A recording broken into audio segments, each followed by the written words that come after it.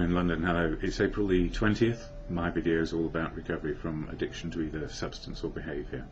My addictive substance, alcohol, my behaviour could be equally addictive around people, places and things. Being with the right people, in the right place, doing the right things. Or acquiring the right things as well. So it's always about trying to improve my situation and fit in, be a part of. But drink did leave me in all sorts of strange places. I never really understood my feelings from the get-go. Some feelings were not approved. The negative feelings of anger, frustration, resentment, all of that seemed to be something I should push away or push down and not deal with. It was okay to be happy, to put on a brave face and let myself be the person I thought you wanted me to be. So a very confused kid, and then a confused adolescent and a confused adult around what it is to be oneself, to be able to find out who I am on a daily basis. So these days, just one day at a time, by the end of the day I know a little bit more about me and what's going on in the world and in my life. So life has changed dramatically for me in sobriety, and it's been a few years now. So what's helped me? Well, family, friends, community kept me alive long enough, and then I got to a place which is called the jumping off point. Either I was going to say, okay, let's let it all go, or it cannot get any worse. So what can I do? If I can't do it on my own, maybe I could ask for help. And I guess that was the start of getting back to learning how to do life, or live life, or be in life on a daily basis. Humility to keep on learning, and one of the things I've learned about recovery is it works better with help. So what's helped me in recovery is simply a fellowship. Apart from, of course, family, friends, community and medical people, you know, it's everything that makes life work. And the fellowship of AA, Alcoholics Anonymous, has proved to be a stalwart, not just a backstop, but a keystone in living life today. Why? Well, it provides me with a toolkit to live life, the 12-step program, which is not a program of do it this way or else. It's a program to help us get back to freedom of choice today, just freedom of choice in the moment, living in the day. And that's how I thought I lived, except I pushed down half my emotional faculties, the ones which are considered negative, in favour of those which I thought other people would like to see, happy, involved, included, and going along with whatever was going along. So these days I don't quite see it that way. I have to learn how to live my life with what I have. Well, it works better if I do that, living with what I have, and not being too concerned or overly expecting things to change and something to turn up. What turns up is life, and if I turn up with life in the moment, being myself, then something can happen. Life can happen. AA helps me. I don't speak for AA, Alcoholics Anonymous. It's full of unique, authentic people who share where they will about their recovery, their experience, strength and hope. So what you see is what you get in the fellowship. Some days it's good, some days it's horrible, some days it's inspirational, and some days you ask yourself, why did I go there in the first place? Because nothing seems to make sense, and one cannot connect. So not every day is good in recovery, or rather it's good because we feel everything, the ups and downs of life, without having to fix our feelings to live in the moment.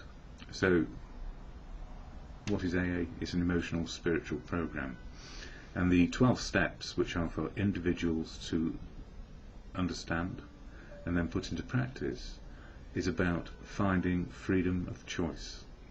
It's not about being in a cult, it's not about dogma, it's about developing our freedom to be free and live life as it can be with the current life experience that is going on.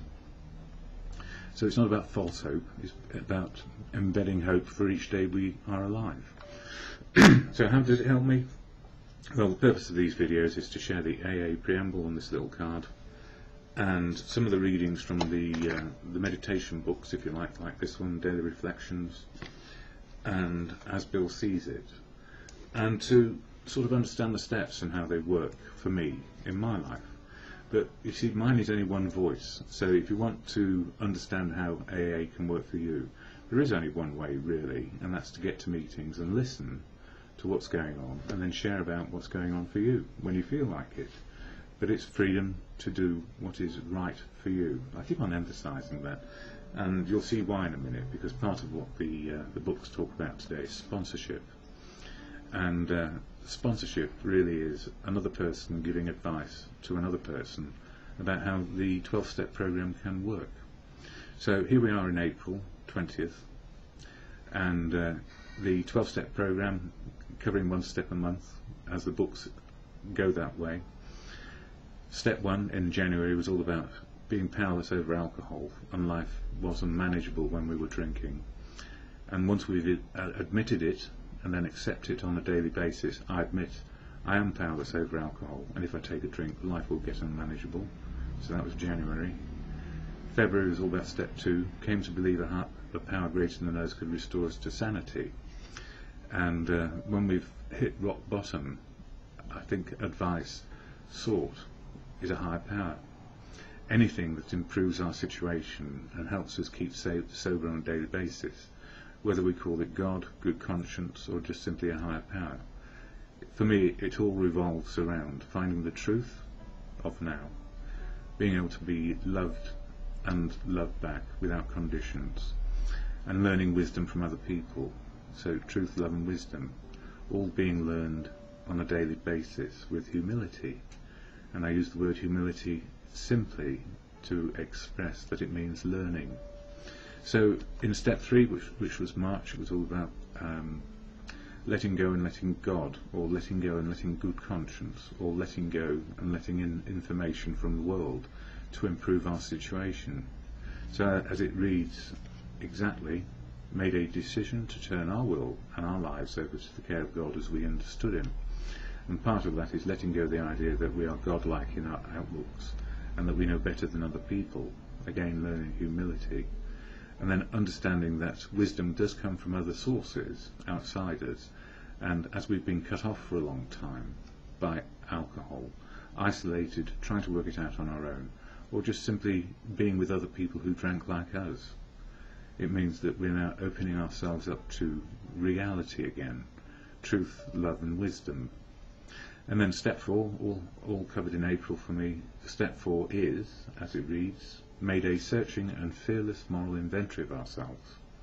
And really that's looking at the balance sheet of who we are and what we did and how we looked at life. So a fearless moral inventory is simply working out what were we angry about, what were we resentful about, what were these character traits which made life so difficult, and what can we do now, knowing that we have these particular characteristics, what is going to work in the future. So that's step 4, the self-appraisal. And if anybody's been in work, obviously sometimes these days they put an appraisal form under your nose. So it's no big deal, but it's the biggest deal that we can do. Finding out who we are, why we are the way we are, and what can we do. So if we know what our defects of character, or character traits which have been pushed to extremes, then we can find out how to get back to balance more frequently in the day.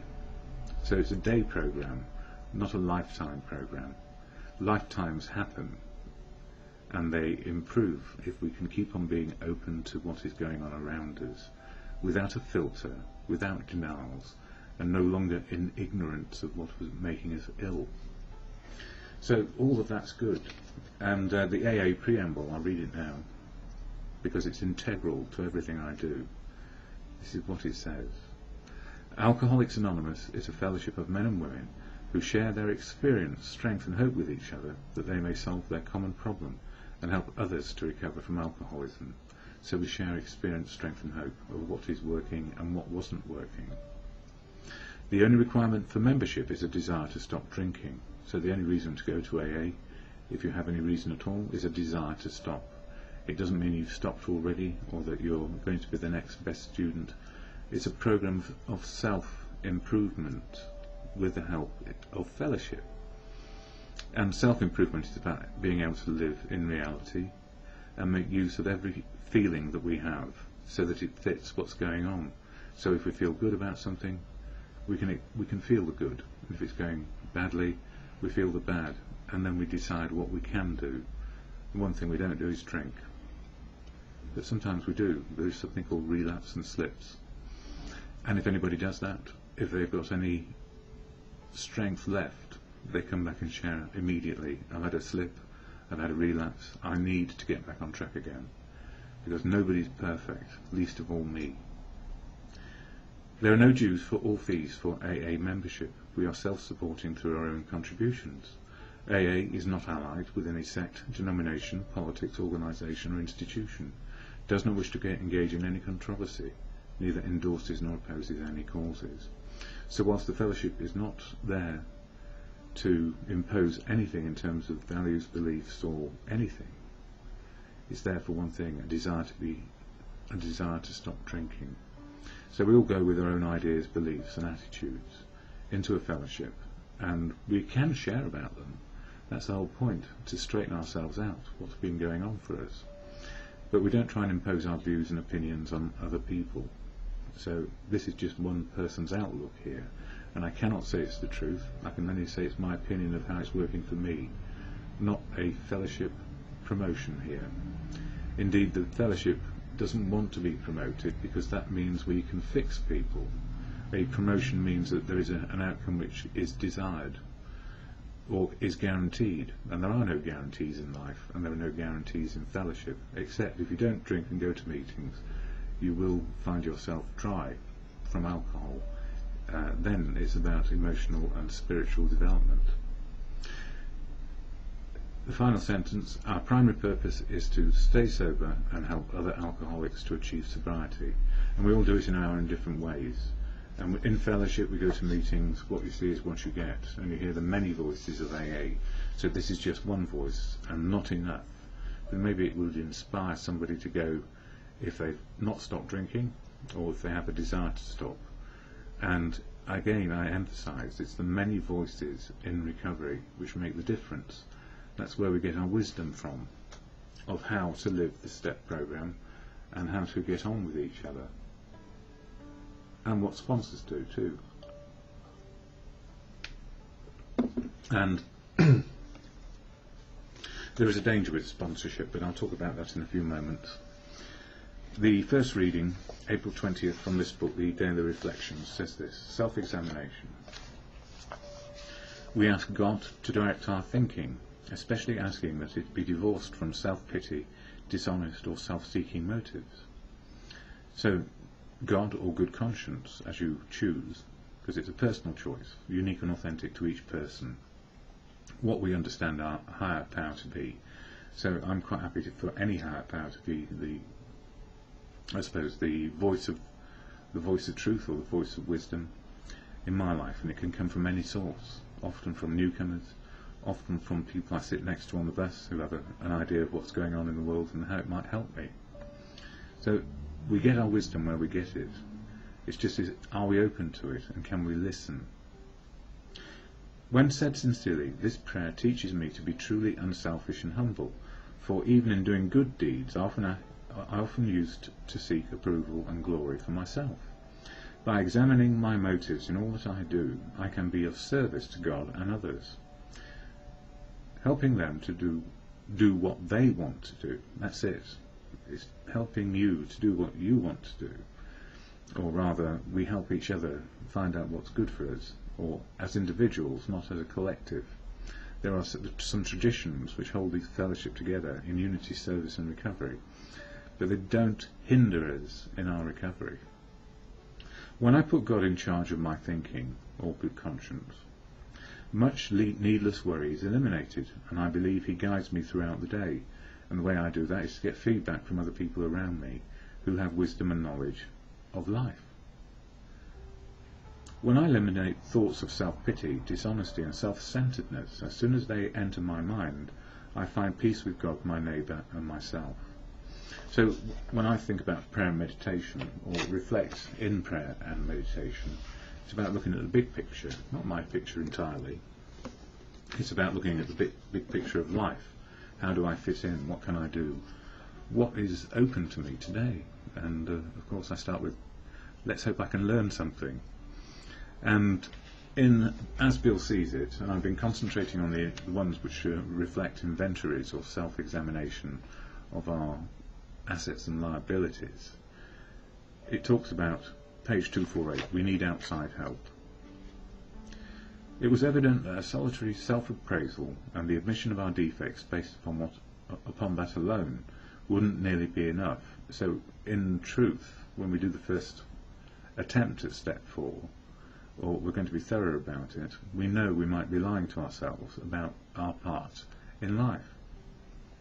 Because we're cross, angry and resentful by the time we get to AA. I've never actually met somebody who isn't in some way cross, angry or resentful. No, I haven't actually. Most people are. But that's just me making a big sweeping statement, so it doesn't apply. I can only say I was cross, angry and resentful when I first got to AA. We've had to have outside help if we were surely to know and admit the truth about ourselves. So my outside help was a family who was so deeply concerned they didn't know what to do. If they couldn't stop me now, I couldn't stop me what to do next. Well, we got some professional medical help first of all to dry me out. And then I was starting to be able to listen, but not very well. I was still in a mad place, insane with drink. If we were surely to know and admit the truth about ourselves, the help of God and another human being. Yes, so it's about opening ourselves up. Only by discussing ourselves, holding back nothing, only by being willing to take advice and accept direction could we set foot on the road to straight thinking, solid honesty and genuine humility. If we are fooling ourselves, a competent advisor can see this quickly, and as he skillfully guides us away from our fantasies, which is often expectations of too much expectation of life when there's no foundation, we are surprised to find that we have few of the visual urges to defend ourselves against unpleasant truths, because the truth will set us free. You know, in our defects, when we push down half our feelings, or we just drank on them, either to make them bigger and joyful, or to forget them because they were just so horrible. The unpleasant truth was that reality wasn't matching up to our expectations, because if it was, why drink? In no other way can fear, pride and ignorance be so readily melted if by telling the truth. After a time we realise that we are standing firm on a brand new foundation for integrity, and we gratefully credit our sponsors whose advice pointed the way. And in the fellowship there is a sponsorship role for people who know the steps and have wisdom of life. And if we're attracted to what they have to say about the steps and how they live them and their wisdom of life, maybe we would ask them to be our sponsor. And I've been very choosy, and sometimes I've actually had more than occasion to say no to a sponsor because their life experience won't help me. And I don't mean that nastily, I just mean that they haven't got in them what I need to find out. That means I need to keep on looking for people and be aware of people who can help me. So my problem is 3 of my sponsors have died in the time that I've been in AA, and that's all been natural causes, heart attacks and associated sadness. And these days I have friends who have particular expertise in different areas of my lack of knowledge or lack of skill. I have friends who help me with things I just don't know about, and I have a sponsor who I see, or he listens to me very often when I just don't know the answer, or I just don't know what's going on. Just somebody to give me feedback on, listen, it's okay to be in the day and not know. Listen, it's okay to be you and still learning. Listen, it's okay not to know, feel the pain of mistakes, and with a bit of humility, laugh at yourself, it's going to be okay. In other words, it's fellowship. And the worst thing that can happen with sponsorship is we put a person on a pedestal then look for the answers from that person. Because when we look at the balance of life in the past, there's probably been some sort of power over situation going on all the time, and the substance that we were addicted to was the power over us. We don't need to replace it with a controlling type sponsor who tells you what to do, because that won't work. All you do is you do it because you think you ought to, and not because you want to or you need to. Sponsorship is sharing experience, strength and hope. There's no telling, there's no rules, and there is no obligation. It's done in service, done in love. So if it's not loving and it doesn't feel like freedom of choice is being opened up, then that's not sponsorship. So it's not about control or directing, it's about suggestions always about how life can be lived. And I emphasise that, and probably will do for the rest of the month, around sponsorship. Sponsorship is not controlling another human being and what they are going to do next. And it's not giving them advice based on limited life experience. If you don't know, you say, I don't know, I don't have experience of that. Or if you do know, well, I know how it worked for me, but I can't tell you what to do. There is only one higher power in this life, and it's not human. It's the collective of whatever is good conscience and access to truth, love and wisdom in the moment of now. So it doesn't stay the same, and it's never dogmatic. It's timeless. Timeless learning and living. That's what it is. For me. See, there I was expressing an opinion as if it were truth. Only you can develop your own truth around what works for you. And what works for you may not work for me. That is why AA is such a broad church. Anyway, enough of me for now. Sunny London this year. Wedding plans afoot for royalty. An alternative voting system to be voted for in the next 2 weeks. And nobody could give a damn, because nobody really understands what's going on and what are the priorities. In other words, live the life you've got and look to good choices. Have enough humility to keep learning, and when it's all a bit weird and wonderful, or even weird and horrible, the serenity prayer can be the thing that pulls us out of the mire of extremes which have no reality to them. Those extremes of feeling where they're not based on reality and they're based on fear or something else. So to God, or in good conscience, the serenity prayer: God, grant me the serenity to accept the things I cannot change, courage to change the things I can, and the wisdom to know the difference. For me is always just for today, and often in the moment of now.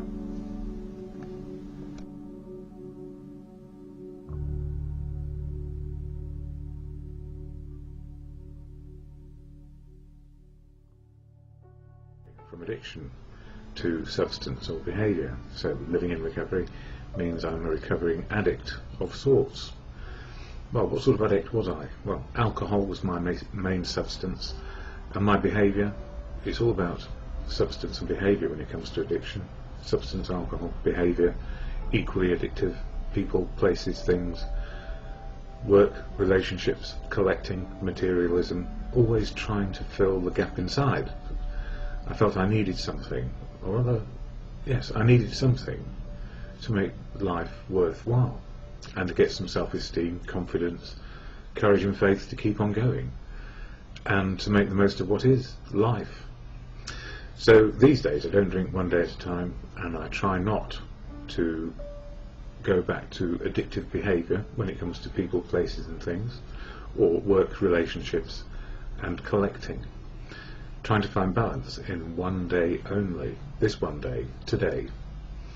And what I've learned in recovery from addiction and living in recovery one day at a time is that if we are living in the moment, we are connected to reality. And that is the big thing for me, living in reality one day at a time. And if I'm living in reality, I have my spiritual connection to life. Spiritual is real. Spiritual is not mysterious to me, although life was mysterious to me because I put so many things in the way of finding out who I am on a daily basis. I covered everything up: people, places, things, work, relationships, you name it, trying to feel right about life. But I didn't even know I was on the journey of trying to feel right. I just thought my way through most situations. I thought if I did the best I could, you would love me for who I was. But how could you? Because really, I never really got a clue myself to who I was. So these days when I wake up, I don't mind not knowing quite who I am. But by the end of the day, I know a little bit more. And life keeps on going. So recovery is simply as it is. Reality, happy or sad, love, hate, all those emotions can come and go. It depends how I hang on to them and why. That really is the issue today. So if I know what my feelings are, how am I feeling, why, what can I do in relation to my life and what is going on, I've got a better opportunity to make the best choice today. And my first choice is sober. So if I start with sober and then work out from there, life can work, or I can live life as it is, spiritually connected to reality.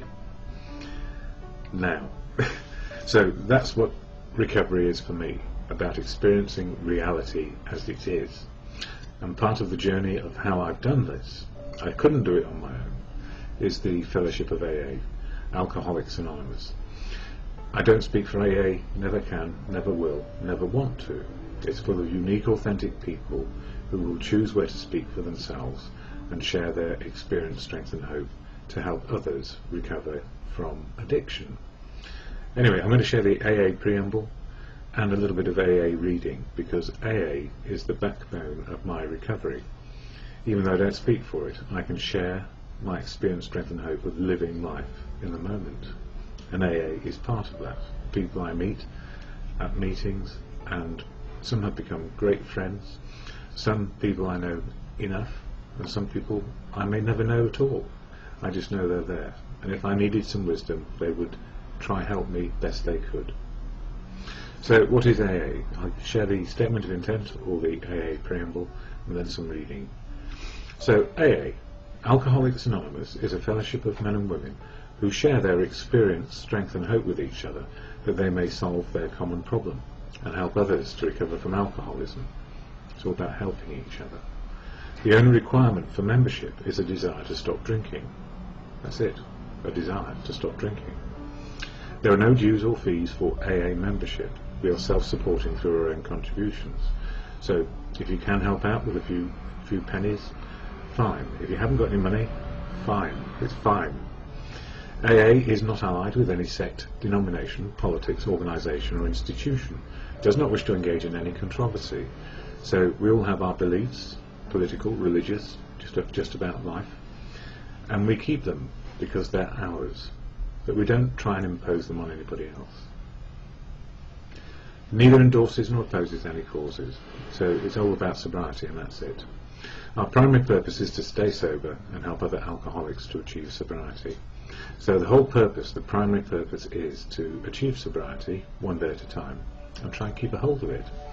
Or rather, just live sober, make good choices, and hope life works out as best it can, because it doesn't change reality. What changes is our reaction and responses and how we deal with life without drink or reverting back to addictions, either substance or behaviour. And the readings help me a lot. And the AA program has 12 steps of action to change our attitude and behaviour. Attitude as it can be, based on life experience. Behaviour as life is, to make better choices today. It's not about imposing will or using self-will to drive ourselves forward. It's about making choices based on reality. And some of those choices require a lot of hard work. Life is difficult, and that's the important thing. Life is difficult, and that's why it's rewarding when we achieve sobriety and achieve in life. So we don't lose our sense of drive. It's just more focused and more based on reality rather than fantasy. So out of denial into reality is what it's all about. So the 12-step program, 12 steps, one a month in this book, daily reflections, 1 page a day for a bit of inspiration. And April is all about step 4, which is doing it's doing a fearless to fear less inventory of where we've got to and how things were and how they are now. So it's like an self-appraisal of our assets and liabilities. And what we find is in the addiction, a lot of fear, a lot of brave facing, a lot of ego going on. So in recovery, in the solution, we look to courage, faith and confidence. So April 20th in the book, it says self-examination. We ask God, or good conscience, as your belief system is, to direct our thinking, especially asking if it be divorced from self-pity, dishonest or self-seeking motives. In other words, come out of denial, stop being sad, stop being piteous, and looking at the motives we have. When said sincerely, this prayer teaches me to be truly unselfish and humble, for even in doing good deeds, I often used to seek approval and glory for myself. In other words, being a do-gooder and saying, look at me, I've done something good. By examining my motives in all that I do, I can be of service to God, or good conscience, and others, helping them do what they want to do, not what I want them to do. When I put God in charge of my thinking, or my good conscience, much needless worry is eliminated, and I believe He guides me throughout the day. When I eliminate thoughts of self-pity, dishonesty and self-centeredness, as soon as they enter my mind, I find peace with God, good conscience, my neighbour and myself. Is that difficult? You bet your life it is, because every single day in the past, when we were driven by the absolute requirement to drink, we were self-piteous, dishonest and couldn't see beyond our own world. And that is the problem that we are coming out of, into the solution where we try live to courage, faith, confidence and the big picture of life, so we may be part of and make best choices as we need. And it's a question of needs met, wants get forgotten. So that serenity prayer, which I share at the end, to God or good conscience. God, today, grant me the serenity to accept the things I cannot change, courage to change the things I can, and the wisdom to know the difference. And if I'm lucky, when I go to bed tonight, I'll have a better idea of who I am and have been today.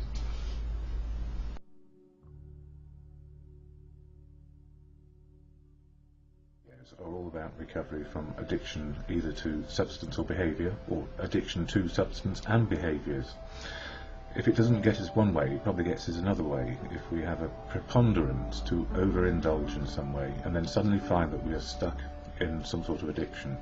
My substance, alcohol, so now a recovering alcoholic on a daily basis, just one day at a time. And the behaviours which went with that were working as hard as I might to show my worth and try and get some self-esteem, but often I was blocked by just having ego, putting on a brave face, and being driven by 1,000 forms of fear you never even knew I had. Because I never let it out. I kept shut down inside, and what helped me do that? I suppose trying to find oblivion on a daily basis using alcohol, the only self-medicating drug I could get hold of. So I don't drink a day at a time, and these days I try to watch out for the other behaviours which will happen. Workaholism, gymaholic, relationshipaholic, and it's very easy to try and fix ourselves when we feel broken down. We find the easiest way, and often for me that was alcohol. So 35 years later, suddenly I had a blinding insight which probably any normal person would get straight away, not having to wait even 35 years, more maybe a day.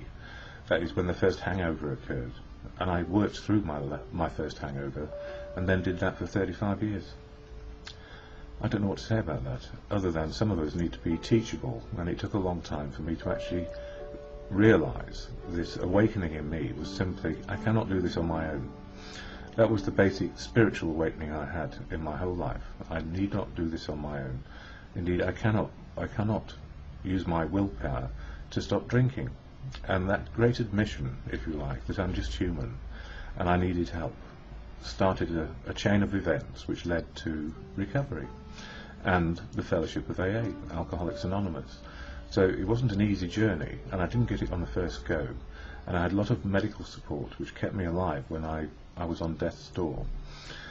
And then at the admission, if you like, in me, I can't do it on my own, and no amount of help and support from family, community, society seemed to do the trick. But eventually I was detoxed, and eventually I did get to a rehab, which was the worst place for me. Sometimes it works for people, sometimes it doesn't. And I was out there in a rage, drinking again after 3 months. And then, you know, we have that understanding somewhere that we've got somewhere where we can say, well, there is an answer to this, but it's only for a day. And that's to go into the fellowship, be a part of, and start to work out how to live again. And the great news is, and it's also sad news really, that 35 years having got there, it's taking one day at a time to make life work. So, you know, we don't have any storage bank of past experience which will stop us from drinking. But all we know is how to, and then learning how not to drink on a daily basis, and get a life back, so that we have emotional, physical sobriety, and some understanding about what is spiritual. And actually, when I've looked at all the philosophers, spiritual is actually seeing the truth of now, being in the moment of now, seeing the truth. And the truth is, for me, how am I feeling today? I've still got a cold. I need not worry, it's abating, and I don't feel so bunged up. How do I feel about life? Well, life is even at the moment, and I'm dealing with whatever I need to. And the other things I deal with is type 1 diabetes, lots of injections and blood sugar testing, and making sure I know where I am with my clinical depression. So it's not an easy life, but you know what? It's far better than any of the life I had when I was drinking, because I just didn't know who I was. And now at least, who am I? I'm Don. I'm just simply a recovering alcoholic, making each day work as best I can. And the fellowship helps me. So when I go to meetings in London, of which there are 600 or 700, the AA preamble is shared. I don't speak for AA, I speak about my experience, strength and hope because of it. And I think that's important, because a lot of people get very uptight about the anonymity part. And for me, anonymous means we have sanctuary to find the truth. So truth is spiritual for me, and anonymity is the sanctuary which provides an opportunity for us to find our truth. More on step 4 in a minute.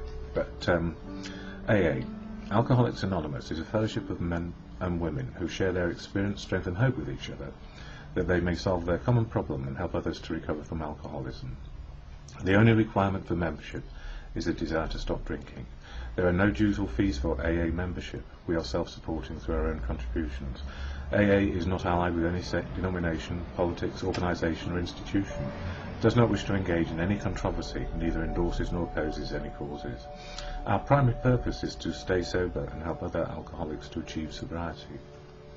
And that's why I do these videos. I want to share a message of experience, strength and hope, and not be bogus. That's why I put my face out here. I'm just an ordinary person of 50 plus years, making life work just on a daily basis. And there are 12 steps of action in the action program for us recovering alcoholics. It's a way of finding our path, and then there are 12 traditions which keep that fellowship going: unity, service and recovery. So the 12 steps are all about being open, honest and willing, and finding out who we are. And 12 steps, 12 months. Step 4 for April is all about doing a fearless moral inventory to identify our grudge list and our resentments against ourselves and others. And often we find when we do it that the same resentments keep on happening over and over again.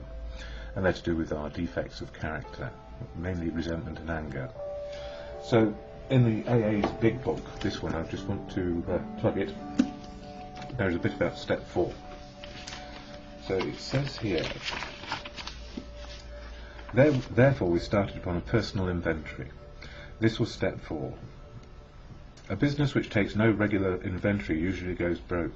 Taking a commercial inventory is a fact-finding and fact-facing process. It is an effort to discover the truth about the stock in trade.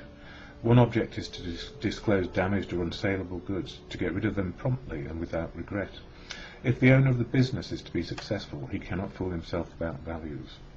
We did exactly the same thing with our lives. We took stock honestly. First we searched out the flaws in our makeup, which caused our failure. Being convinced that self, manifested in various ways, was what had defeated us, we considered its common manifestations. Resentment is the #1 offender. It destroys more alcoholics than anything else. From it stem all forms of spiritual disease. Spiritual is the truth. For we have been not only mentally and physically ill, we have been spiritually sick. When the spiritual malady is overcome, we straighten out mentally and physically. In dealing with resentments, we set them on paper. We list people, institutions or principles with whom we were angry. We asked ourselves why we were angry. In most cases it was found that our self-esteem, our pocketbooks, our ambitions or our personal relationships, including sex, were hurt or threatened. So we were sore, we were burned up. So really, in that page 64-65 in here, it then has a list as an example of how to find out what your grudges and resentments are. And the reason why I'm smiling is, I've done this, and I had to do it as part of self-appraisal for many years anyway. But for many people, they haven't actually done a thorough self-examination, if you like. And the spiritual context of this is finding the truth. So easy it seems, but not easy at all, when we're driven by 1,000 forms of fear about how you might think of me. And when it comes to April 20th in this one, the 12 steps are basically step 4, and I know I'm running short on time. In fact, I haven't got time to say it, but maybe I'll do a second video today, just do the readings. And, you know, we don't need to be glum anymore, we don't need to be resentful anymore. If we understand that people are doing their best, even when they're doing their worst. We're doing our worst and we're still trying to do our best. So it's better to give everybody a break, forgive everything of everybody. And the only way we can do that is to forgive ourselves for being human, being sick and getting well again. So it doesn't stop the consequences and the losses. That's one thing to remind ourselves of. We won't put everything right, but we can sure try to make this one day work. So when I say, God, grant me the serenity to accept the things I cannot change, courage to change the things I can, and the wisdom to know the difference, I'm simply trying to do it one day at a time. Alcoholics Anonymous is a fellowship of men and women who share their experience, strength and hope with each other, that they may solve their common problem and help others to recover from alcoholism. The only requirement for membership is a desire to stop drinking. There are no dues or fees for AA membership. We are self-supported through our own contributions. AA is not allied with any sect, denomination, politics, organisation or institution, does not wish to engage in any controversy, neither endorses nor opposes any causes. Our primary purpose is to stay sober and help other alcoholics to achieve sobriety. And me, DonInLondon, I don't speak for AA, I speak for myself. And yesterday, Saturday, it was a good day for me. I got to my 11:45 lunchtime meeting of AA down at the hut behind the Remembrance Hall in Flood Street, just off the King's Road. And later in the evening I did get to Eaton Square, to the big church and in the crypt where we hold the 9 o'clock evening meeting for over 9s. And it's not populated by people who have been in the fellowship for over 9 years, it's populated by people who are of any age in AA, from one day sober to decades sober. So the after 9s refers to those who speak about later sobriety, and the idea is to share experience, hope and strength, if you like, of what it's like when we've been around in AA for a pretty long time.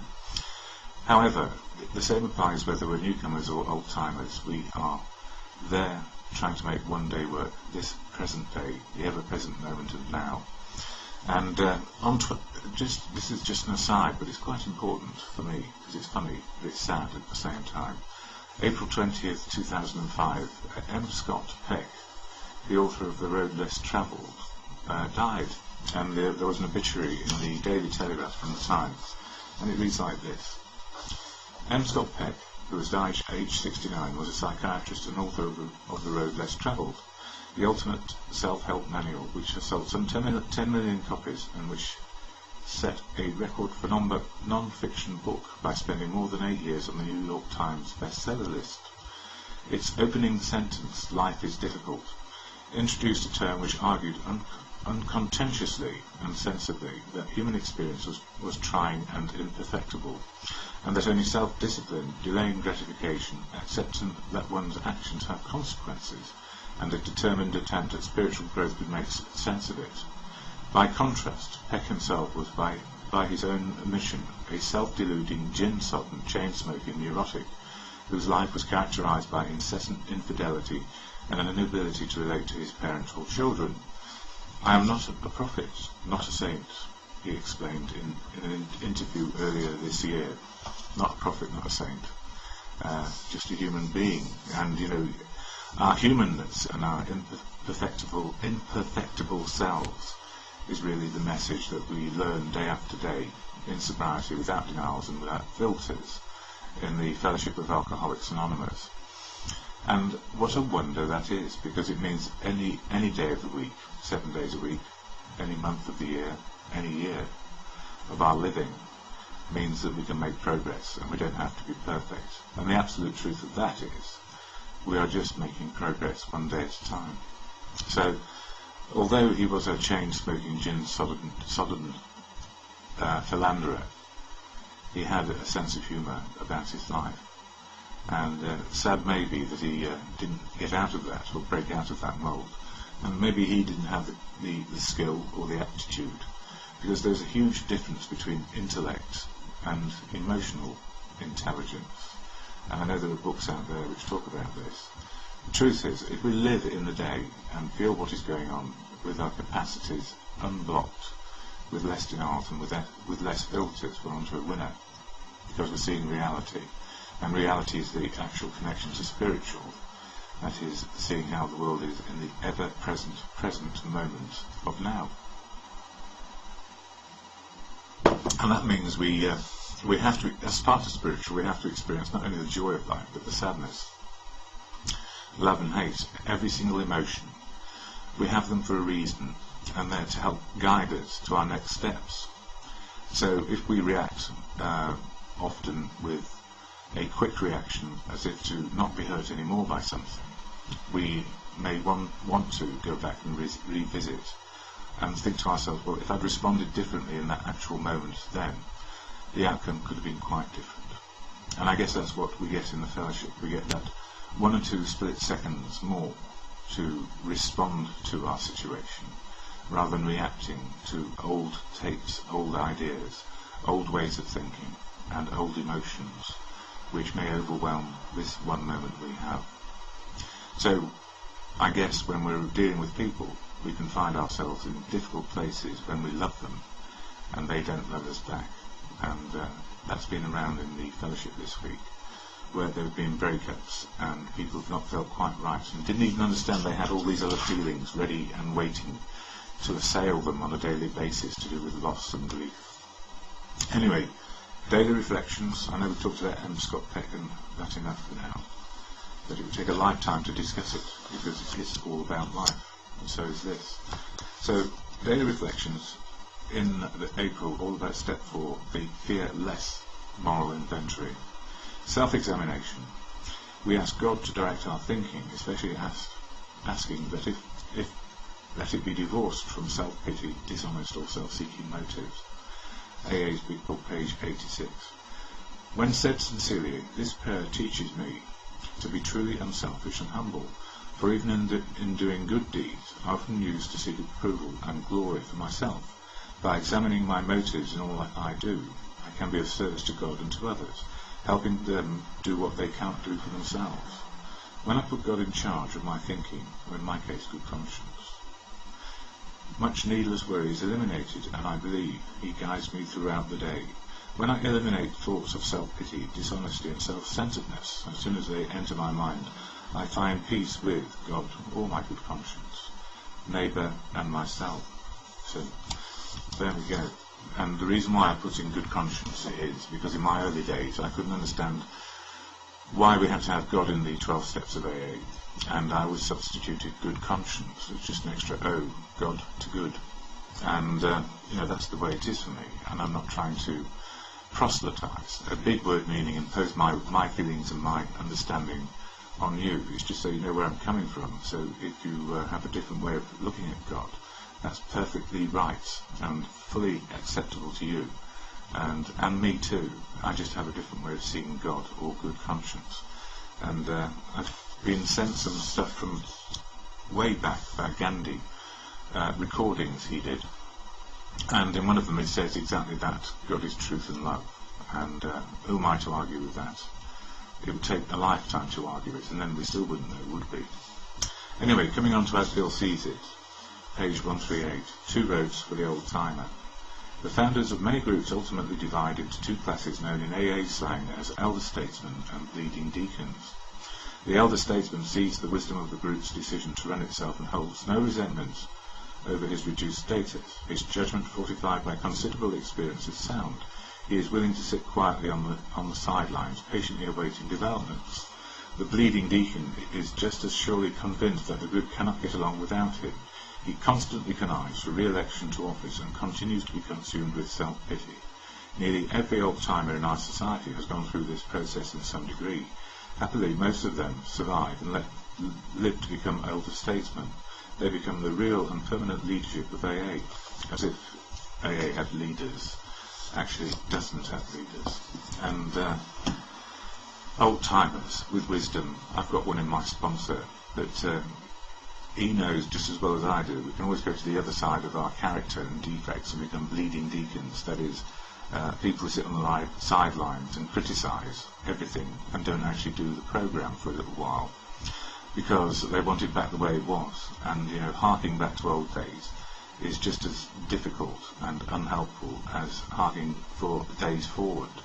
We have to deal with now, and sometimes the wisdom of the years mean we sit still, do nothing, or get up and do something, and only we can judge that in the moment, as long as it's for the good of good conscience and not just for ourselves. We're probably on to a winner.